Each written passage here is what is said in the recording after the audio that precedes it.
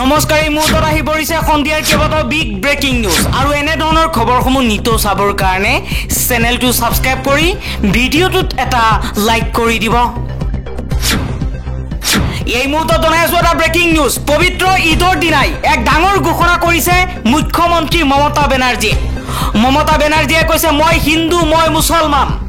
ঈদগাহ ময়দানৰ পৰা বিজেপিক প্ৰত্যুত্তৰ মুখ্যমন্ত্ৰী মমতা বেনাৰ্জীৰ। সংখ্যালঘু মুছলমানক সুৰক্ষা দিয়াটো আমাৰ কৰ্তব্য।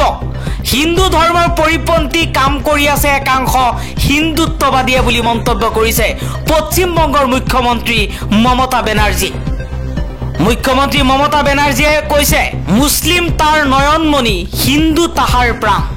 हमको पूछा आर यू हिंदू, हमने बोला हम Gaurav Prasad, I am Hindu, I am Muslim, I am Sikh, I am Isai, I am Indian, what can you do?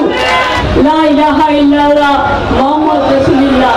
अल्लाह सबको अच्छा रखे। পৰৱৰ্তী খবৰ, ঈদৰ সময়তে মুছলমান সমাজক ভাল খবৰ দিলে নীতিশ কুমাৰ আৰু চন্দ্ৰবাবু নাইডুৱে। মুছলমানৰ সম্পত্তি সুৰক্ষিত কৰি ৰখাৰ আশ্বাস চন্দ্ৰবাবু নাইডুৰ। পাটনাত মুছলমান সমাজৰ সৈতে একেলগে মুখ্যমন্ত্ৰী নীতিশ কুমাৰে নামাজ আদায় কৰিলে। ঈদৰ পবিত্ৰ দিনটোতে মুছলমানক সমৰ্থন জনাইছে নীতিশ কুমাৰ আৰু চন্দ্ৰবাবু নাইডুৱে। বিজেপি যিফালে নাথাকক চন্দ্ৰবাবু নাইডু আৰু নীতিশ কুমাৰে সদায় মুছলমানৰ পক্ষত থাকিব বুলি আশ্বাস প্ৰদান কৰিছে। আন এটা খবৰ, ঈদৰ নামাজ আদায় কৰাত আৰক্ষীৰ বাধা আৰোপ। উত্তৰ প্ৰদেশৰ মুৰাদাবাদত সংঘটিত হৈছে এই ঘটনা। আৰক্ষীৰে খণ্ডযুদ্ধত লিপ্ত হৈছে নামাজী। ঈদগাহলৈ নামাজ আদায়ৰ বাবে গৈছিল শ শ ইছলাম ধৰ্মাৱলম্বী লোকসকল।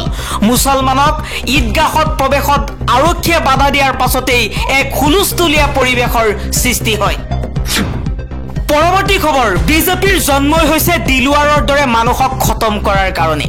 দিলৱাৰ হুছেইন আৰু USDMৰ আচাৰ্য মহবুবুল হকৰ দৰে যিমান মানুহ আছে তেনে মানুহক আইনৰ ভিতৰত থাকি খতম কৰাই হৈছে হিমন্ত বিশ্ব শৰ্মাৰ মূল কাম। এপেক্স বেংকৰ দুৰ্নীতি সন্দৰ্ভত মুখ্যমন্ত্ৰী হিমন্ত বিশ্ব শৰ্মাই আজি এই বিস্ফোৰক মন্তব্য কৰিছে। মুখ্যমন্ত্ৰী হিমন্ত বিশ্ব শৰ্মাই কৈছে বিজেপিৰ জন্মই হৈছে দিলৱাৰ হুছেইন আৰু USDMৰ আচাৰ্য মহবুবুল হকৰ দৰে যিমান মানুহ আছে তেওঁলোকক আইনৰ ভিতৰত থাকি শেষ কৰা। পৰৱৰ্তী খবৰ, ভাৰতীয় পথ সুৰক্ষা আইনৰ নতুন নিয়ম। দুচকীয়া বাহনৰ আৰক্ষীয়ে ISI অনুমোদিত হেলমেট পৰিধান কৰাটো এতিয়াৰ পৰা বাধ্যতামূলক হৈ পৰিছে। যদি আপুনি বাইক চলায় হেলমেট পিন্ধিবই লাগিব, কিন্তু ISI হেলমেট পৰিধান কৰিব লাগিব। ISI অনুমোদিত হেলমেট পৰিধান কৰাটো এতিয়াৰ পৰা বাধ্যতামূলক কৰিছে চৰকাৰে। আন এটা খবৰ, হিমাচল প্ৰদেশৰ কুল্লুত এক ভয়ংকৰ ভূমিস্খলনৰ ঘটনা সংঘটিত হৈছে। ভূমিস্খলনত নিহত হৈছে 6জনকৈ লোক। পৰৱৰ্তী খবৰ, দেশৰ জোৱানসকলক অক্ষমতা পেঞ্চন প্ৰদানৰ নিৰ্দেশ দিল্লী উচ্চ ন্যায়ালয়ৰ। দিল্লী উচ্চ ন্যায়ালয়ে সৈনিকসকলৰ বাবে অক্ষমতা পেঞ্চনৰ সমৰ্থন জনাই দেশৰ নৈতিক দায়িত্বৰ ওপৰত গুৰুত্ব আৰোপ কৰি শেহতীয়া এটা ৰায়ত সৈনিক জীৱনৰ কঠিন পৰিস্থিতিৰ কথা আলোকপাত কৰিছে। জাষ্টিছ চি হৰিশংকৰ আৰু জাষ্টিছ অজয় দিগপালৰ বিচাৰপীঠে দুজন সৈনিকক অক্ষমতা পেঞ্চন প্ৰদানৰ সপক্ষে ৰায়দান প্ৰদান কৰে। বিচাৰপীঠে কয় যে সৈনিকসকল দেশৰ বাবে কঠোৰ পৰিশ্ৰম কৰে আৰু তেওঁলোকৰ কামৰ পৰিস্থিতিয়ে ৰোগ আৰু অক্ষমতাৰ সৃষ্টি কৰিব পাৰে।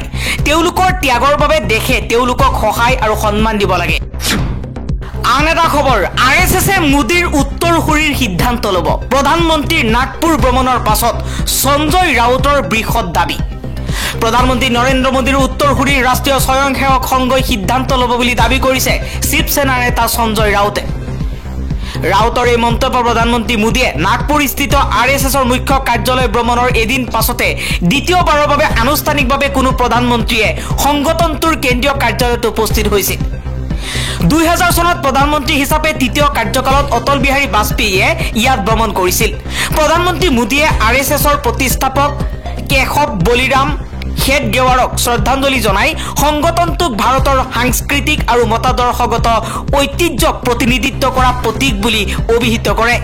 সাংবাদিকৰ সৈতে হোৱা কথা বতৰাত ৰাউতে কয় হয়তো তেওঁ তালৈ গৈছিল অৱসৰৰ আবেদন দাখিল কৰিবলৈ। মোৰ জ্ঞাত মতে যোৱা 10-11 বছৰত মোদীজীয়ে কেতিয়াও RSSৰ মুখ্য কাৰ্যালয়লৈ যোৱা নাই। আন এটা খবৰ, আকৌ এক ভয়াৱহ যুদ্ধৰ আশংকা। ডোনাল্ড ট্ৰাম্পৰ বোমা বৰ্ষণৰ ভাবুকিৰ পিছতেই ক্ষেপণাস্ত্ৰ সাজু কৰিছে ইৰাণে।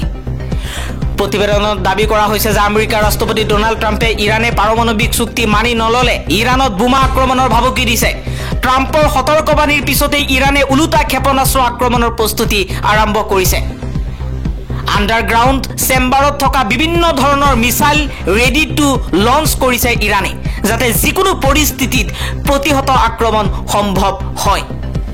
ইৰাণৰ বিভিন্ন প্ৰান্তত ক্ষেপণাস্ত্ৰ সাজু কৰি ৰখাৰ খবৰ চৰকাৰী নিয়ন্ত্ৰিত সংবাদ মাধ্যম তেহেৰান টাইমছে প্ৰকাশ কৰিছে। ইৰাণ অবজাৰ্ভাৰ নামৰ এক্স হেণ্ডেলৰ পৰা এটা ভিডিঅ' পোষ্ট কৰা হৈছে। ইয়াত ইৰাণৰ মিছাইল অস্ত্ৰ ভাণ্ডাৰ দেখুওৱা হৈছে। তেহেৰান টাইমছে এক্স হেণ্ডেলত পোষ্ট লিখিছে, তেহেৰান টাইমছে লাভ কৰা তথ্য অনুসৰি ইৰাণে ভূগৰ্ভস্থ সামৰিক চহৰত লঞ্চাৰত মিছাইল লুট কৰিছে। আমেৰিকা আৰু ইয়াৰ মিত্ৰ দেশসমূহে পাণ্ডোৰা বক্স খুলিবলৈ গৈ বিৰাট মূল্য ভৰিব লাগিব। তদুপৰি বিভিন্ন ভিডিঅ'ত বিভিন্ন ৰেঞ্জৰ ইৰাণৰ ক্ষেপণাস্ত্ৰ দেখুওৱা হৈছে। ইয়াৰ ভিতৰত খাইবাৰ চেকান, হাজ কাছিম, কাদৰ এইচ আৰু ইমাত বহুতো শক্তিশালী মিছাইল আছে। ট্ৰাম্পে ইৰাণৰ ওপৰত পাৰমাণৱিক চুক্তিত উপনীত হ'বলৈ হেঁচা বৃদ্ধি কৰিবলৈ আৰম্ভ কৰিছে। মধ্যপ্ৰাচ্যৰ এই ইছলামিক গণৰাজ্যই সেই প্ৰস্তাৱত সন্মত নহয়। ইৰাণৰ ৰাষ্ট্ৰপতি মাছুদ পাজুকিয়ানে ইয়াৰ পূৰ্বেও উল্লেখ কৰিছিল যে ইৰাণে এই বিষয়ত আমেৰিকাৰ সৈতে কোনো ধৰণৰ আলোচনাত নবহে। পৰৱৰ্তী খবৰ, ঈদগাহলৈ যোৱা অখিলেশ যাদৱৰ কনভয়ক বেৰিকেটেৰে বাধা প্ৰদান।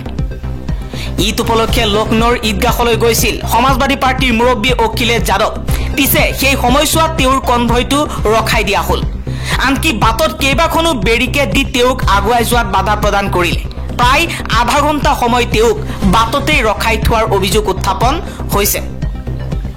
উত্তৰ প্ৰদেশত সংঘটিত হৈছে এই চাঞ্চল্যকৰ ঘটনা। ঈদ উপলক্ষে লক্ষ্ণৌৰ ঈদগাহলৈ গৈ আছিল সমাজবাদী পাৰ্টীৰ মুৰব্বী অখিলেশ যাদৱ।